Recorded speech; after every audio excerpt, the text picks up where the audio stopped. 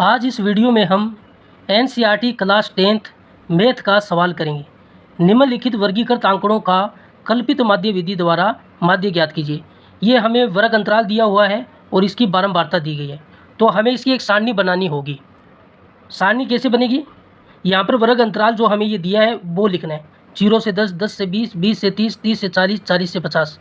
फिर ये बारंबारता है, इसको FI से लिखा जाता है, तो ये बारंबारता लिखनी है। 0 10 के सामने 2 है, 10 20 के सामने 5 है, 20 से 30 के सामने 8 है, 30 से 40 के सामने 4 है और 40 से 50 के सामने 1 है। फिर हमें इनको जोड़ना है। जोड़ के लिए ये सिग्मा का साइन दिया जाता है। FI को जोड़ना है तो FI के आगे सिग्मा लगाना है। 2 में 5 जोड़ेंगे 7, 7 में 8 जोड़ेंगे 15, 15 में 4 जोड़ेंगे 19, 19 में 1 जोड़ेंगे 20, तो इसका जोड़ बारंबारता का 20 आएगा। फिर हमें निकालना होता है XI। तो XI कैसे निकाला जाता है? ये वर्ग चिन्ह होता है। इसमें क्या होता है? इसका फॉर्मूला है ऊपरी वर्ग सीमा प्लस निचली वर्ग सीमा में जोड़कर 2 का भाग देना है। जैसे हमने ये फॉर्मूला लिखा है XI के मान ज्ञात करने का, ऊपरी वर्ग सीमा प्लस निचली वर्ग सीमा को जोड़कर 2 का भाग देना है। इसमें हर वर्ग अंतराल के लिए ये मान अलग अलग होगा।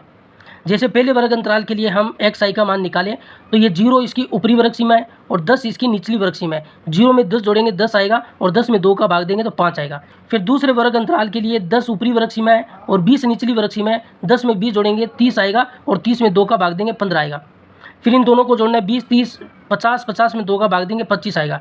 30 में 40 जोड़ेंगे 70, 70 में 2 का भाग देंगे 35 आएगा। 40 में 50 जोड़ेंगे 90, 90 में 2 का भाग देंगे तो 45 आएगा। इस तरीके से XI का मान निकाला जाता है।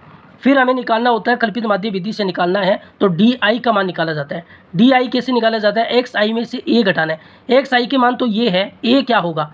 A का मान हमें इसी XI में से लेना है। बीच वाली संख्या ली जाती है। इसमें देखिए बीच वाली संख्या 25 है, तो हमने कल्पित माध्य A को 25 मान लिया, तो XI में से 25 को घटाएंगे।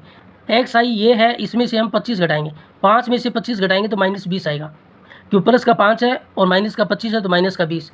15 में -25 घटाएंगे तो -10 आएगा। 25 में 25 घटाएंगे तो 0 आएगा। 35 में 25 घटाएंगे तो 10 आएगा और 45 में 25 घटाएंगे तो 20 आएगा। इस तरीके से DI का मान निकाला जाता है। फिर हमें क्या करना होता है? FI और DI का गुणा करना है। FI ये है और DI ये है, इन दोनों का गुणा करना है। 2 का -20 से गुणा करेंगे -40, 5 का -10 से करेंगे -50, 8 का 0 से गुणा करेंगे 0, 4 का 10 से करेंगे 40, 1 का 20 से करेंगे 20। फिर इनको हमें जोड़ना है। जोड़ने के लिए वही सिग्मा लगाना है, FI DI को जोड़ना है।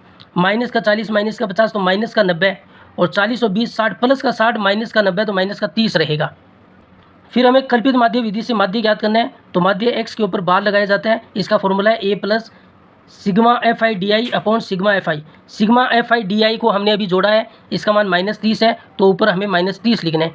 और नीचे सिग्मा FI का मान हमने 20 लिखा है, तो नीचे 20 लिखना है। 1 0 से 1 0 कैंसिल होगा, प्लस का माइनस से गुणा करेंगे तो यहाँ पर -25 -3/2। 2 का 25 से गुणा करेंगे 50, फिर -3 और नीचे 2। 50 में से 3 घटाएंगे तो 47/2। 47 का होता है 23.5, तो 23.5 इसका माध्य होगा।